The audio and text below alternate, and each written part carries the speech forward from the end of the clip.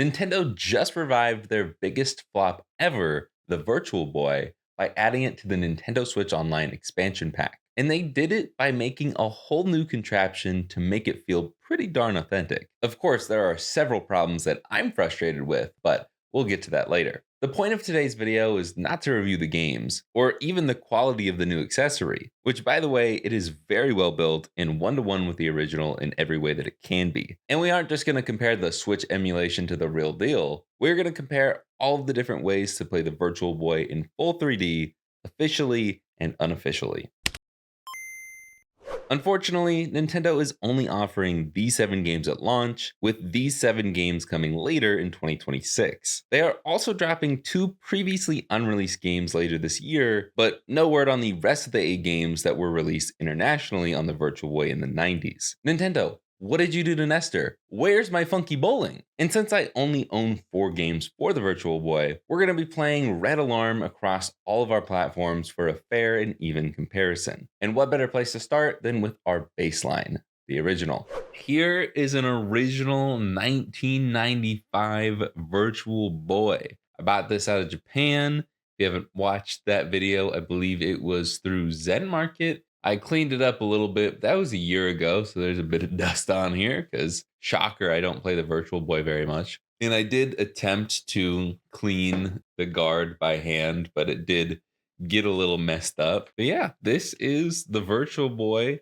in all its glory. It's got built-in speakers. This is technically a handheld because, as you can see here, we've got 6 AA batteries lined up, so we can load it up into the controller. And then we've got the power switch on the controller, which I guess I can get the headset out of the way. This is what the controller looks like if you've never seen it before. 2 D-pads, A and B, start and select, and L and R on the back. They're just little buttons. They're not like classic triggers or bumpers or anything like that. But anyways, since I only have 4 games physically for this thing, and unfortunately I don't have a flash cart for the Virtual Boy. They do exist, I just don't own one. There's really only one game we can play here today to compare across all of the different ways that we're going to play Virtual Boy in this video, and that would be this guy right here, Red Alarm. V-Tetris, Mario's Tennis, those are coming later in 2026. No specific release date as of yet. And this doesn't look like it's coming at all. So we can put those games off to the side. I don't have a cartridge protector for this guy. And unfortunately for me, even though motion sickness doesn't really get to me pretty much anytime, this game gets me a little motion sick. So we're not going to play it for very long, but if you didn't know, you just slot the cartridge in there. Bam. We have our volume control on the bottom here. I'll turn that up so maybe you guys can hear the noises a little bit. And then we've got different adjustments for the eyes here. We can also adjust the tilt of this, and I will tilt this. Okay, it's already tilted as far forward as possible. Nice. Okay, so I will get to scrunch down here, and we won't play this for too long because you guys can't see it, but I'll hit the on switch, and took a while, but it popped up. And honestly, even for 1995, the text looks crisp here. It's like shockingly crisp.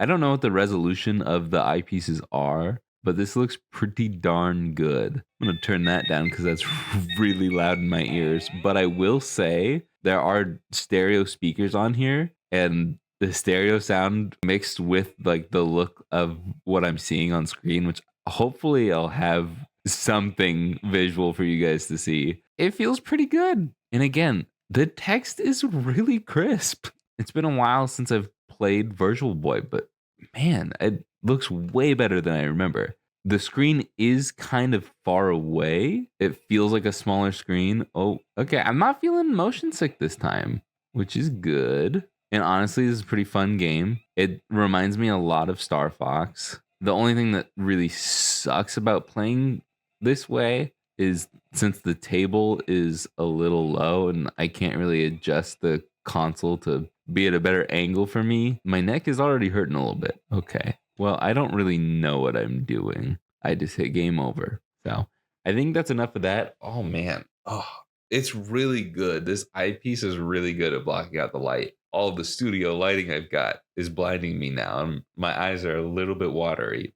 I didn't even play back my video of me initially playing this before I started recording. Maybe I should have, but I don't remember it being bad, but it was just way better than I remember. And the double D-pad controller might look a little weird, but it honestly feels right at home. It just feels like dual sticks, kind of just a odd way of doing it. But let's see if you can even see through here. Not really. You can't really see through the eyepieces, but yeah, that is Virtual Boy, a real deal Virtual Boy. I was looking for the off switch, but it's on the controller. Weird, but I don't know what else to say about it. It's the Virtual Boy. And that's kind of our baseline here for this video. Part of me feels like it would be a better experience if I could strap it to my head, and that way I'm not in an awkward position. What if I could strap it to my head? That's where VR comes into play. This is an Oculus Quest 2. It's not a Meta Quest 2. If you want to play Virtual Boy on your VR headset, if it is part of the Oculus Quest family, you do have to be in developer mode and side load it and all that stuff. But it is relatively simple and easy to set up. And I already did that off screen. So I can just strap this to my head. And this time I can actually show you what I'm doing. So this is Virtual Boy Go. And because of the Quest controller's like layout, it's pretty darn similar to the actual Virtual Boy controller, which I think is sick. It's just two sticks instead of a D-pad, and you still have two face buttons on each side and, well, two triggers. And instantly, just in reading the important message here, feels less crisp than the actual Virtual Boy. It's still not terrible, but I feel like the Virtual Boy was just like perfect. It was crisp. Maybe it's because this is like bigger, it's more blown up. I don't know. Yeah. The motion on this, I think this is what actually made me feel the motion sickness, is like I don't think it's as smooth on here as it was on the actual Virtual Boy. And it's I don't like this. But okay, this looks pretty crisp. It definitely depends on where you're looking though. I guess I have to like actually move my head, but if I just use my eyes to look around, it's definitely not as crisp. But let's just get into it. Yeah, I don't like all the motion here, but once we get started, I feel like it's not as bad. There's definitely a like input delay, just that little bit of delay, especially when it's like me looking around. It throws me off too much. It's a little bit worse for like motion sickness. It's a decent delay. That's not good. I think it's still playable. I don't know. Yeah, this is just, it's too much motion for me to like it. I feel like the three-dimensional effect is not as good in the VR headset, which is kind of crazy. Oh, yep. That's enough for me. Ugh. Oh man. My cheek is very red. But if you don't want red marks on your face, or maybe you don't want a headset at all for this, how are you going to play it? Well, I mean, you could just do regular old emulation, but with this, we can actually get the 3D effect. Thanks to a little app called Red Viper, we can play all the Virtual Boy games 3D on. For you, it might look bad. I don't know. I don't know if they can even capture the, yeah, I don't know what it's going to look like for you guys. Hopefully it's not terrible, but we can just load ROM and we can go through all the ROMs that I've legally obtained. And there are a few key things with this emulator. Since the control layout is not exactly the best, this would be your second D-pad here, touching the touchscreen, and then A and B, I believe, are the A and B buttons for Virtual Boy, or you can swap it to have this be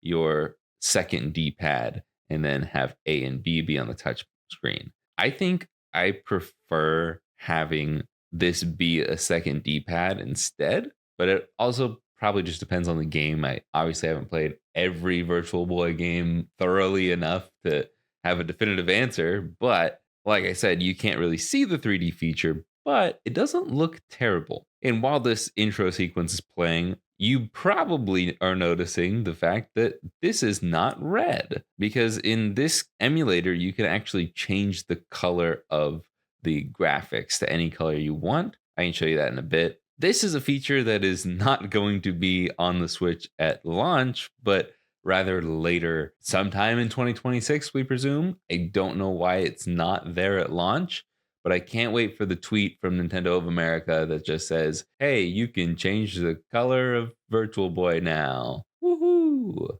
But anyways, let's start. The depth of field is definitely better. The delay is much better here, but it's also more delayed than I thought it was going to be. The nice thing about playing on the 3DS is you can actually adjust the depth of field.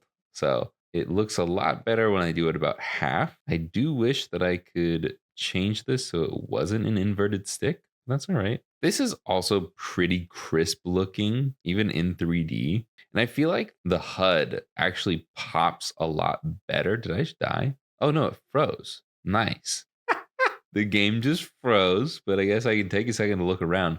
The HUD really pops and like multiple different things pop better. It's really weird. Like the speed 20, oh wow, that's really messing with me. I feel like I'm moving my finger through it. But speed and 20 pop up higher than the 1 does here, and the 1 pops up higher than all the other numbers that are grayed out. Same thing over here. The forward shield is higher than the bar over here. And then the game itself is behind all of that. The ship is up furthest. It's weird. It's kind of cool though. Anyways, I think we're done with this because it froze. We can go in here, we can change the color filter, and it's like a whole wheel, so you can change it to anything you want. It's pretty cool, but I love the color purple, so I'm gonna leave it at purple. But if you just want to go straight to classic red, boom, gray. If you just want it black and white, but again, I like my purple. You can turn sound on and off. There's even fast forward on here. Not bad. But yeah, I guess that's it for that one. There's only one other way that we can really play Virtual Boy the way it was intended on the Switch and Switch 2 with the new accessory. If you want to watch me unbox it, the second channel video will be linked down below. Otherwise, we'll just get this out of the way for a second. And we're going to open up the Virtual Boy app. There it is. So we're just going to pop in here for the first time. And I would be capturing the gameplay, but you're not allowed to use this in docked. So can't record the screen other than like this. And it's telling me that this software requires a dedicated accessory. It does not. You can play this in handheld just straight up. So I don't know why they do that. Oh, wait, what? What? Do you actually need the accessory? Do they actually not let you play this in handheld? No. What? Okay. Well, you can't even see that. That's so bad. Why is the brightness so dim all of a sudden? Maybe because it's going to feel brighter in here. I don't know. Let's pop this bad boy open.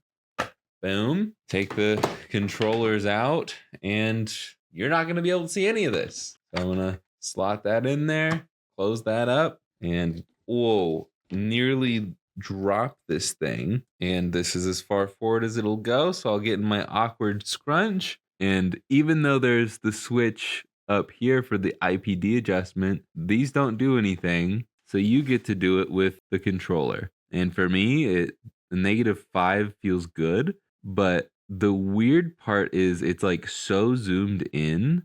Oh, this is weird. That like parts of it feel cut off. Yeah, it's like it's too cropped in. I have to like adjust my head. I'll pull up a screenshot of the menu of like a regular NSO menu. The like left side menu is completely cut off. I have to like try and move my face just to see it, and all that's over there is settings. But I see all 7 of the games here, and just like everything else, we'll jump into red alarm. I will say it does look just as crisp as the original. I can go into the suspend menu. There's save slots. There are suspend points just like anything else. I can change the controls, but it won't let me zoom out the screen. But I can confirm, at least in red alarm, I can see the entire game, which is good. I don't know why you wouldn't be allowed to play docked. And so I'm really frustrated that I can't show you. The 2 unofficial ways to play Virtual Boy, I can show you what I see. But the 2 official ways to play Virtual Boy,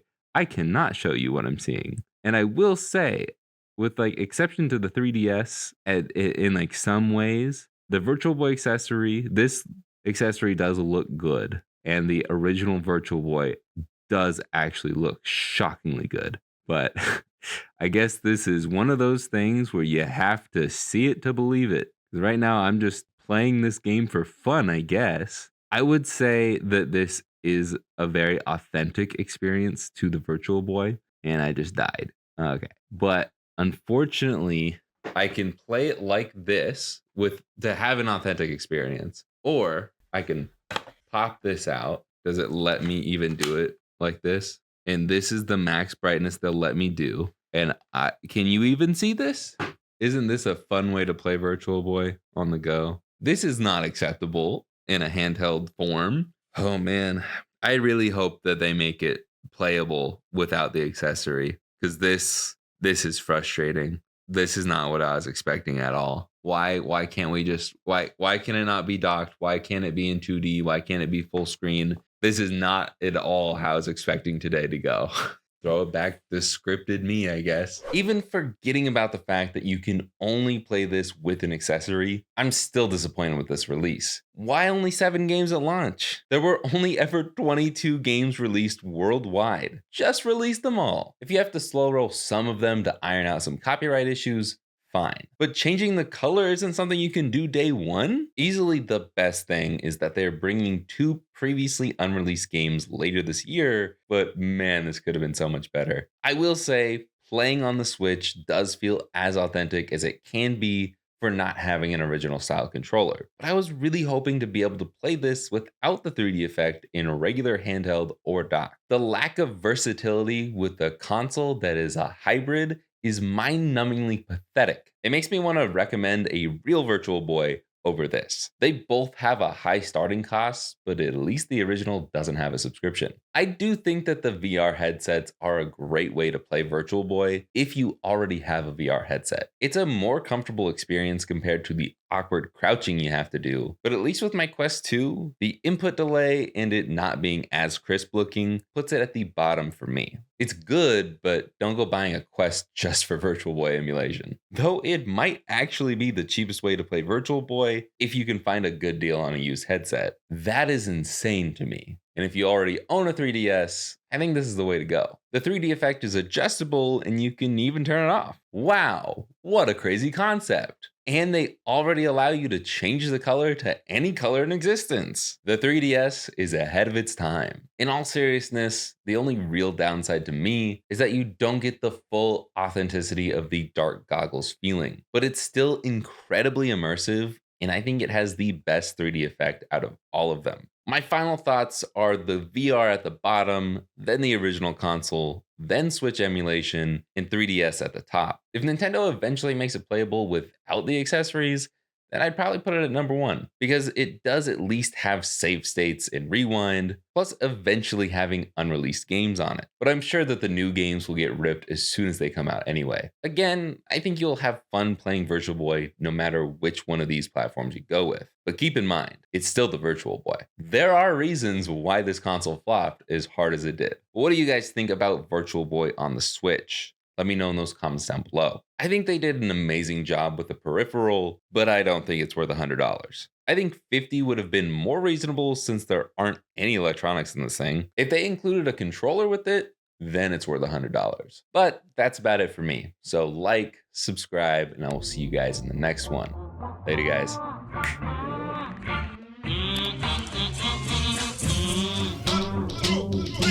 If you're like me and you're disappointed that there's no Virtual Boy controller to go with this thing, there is someone that's selling replacement boards for $100 that will make your original controller work with the Switch. You can even buy one fully built for $250.